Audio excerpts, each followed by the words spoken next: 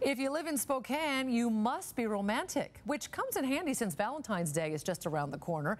According to a new study out today, the Lilac City is the 9th most romantic city in the U.S.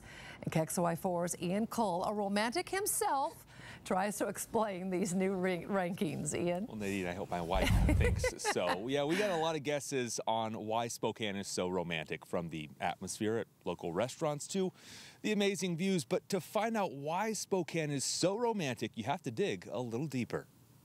Gosh, what is it about this city that makes it so romantic? Is it something in the air, the water, the hotels like the Davenport? Surely a romantic restaurant owner would know. I like it. I think it's cool.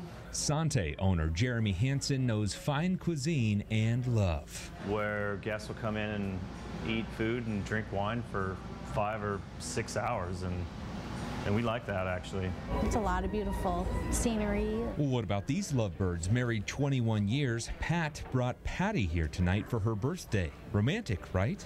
I can only imagine a handful of other cities where we could have remained married for 21 years. Aw, funny and romantic. So maybe it's the people, or the pretty snow. Maybe the fun carousel, the beautiful river. Too cold. Oh, that's better. The overall spirit, right? It must be. Well, no, actually, it's Amazon sales. Amazon sales? Yep. But look closer. The study is based on romantic sales like romantic comedies, books, and music purchases like Barry White. I love you, baby. Well, it may not be those things we mentioned earlier. Those things surely must inspire its romantic residents and make Spokane number 9, even on long walks and 9 below wind chill. White.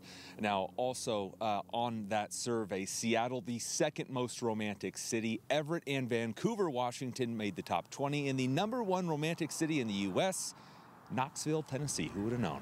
Yeah. Reporting live from the 9th most romantic city, Ian Cole, KXLY4 News.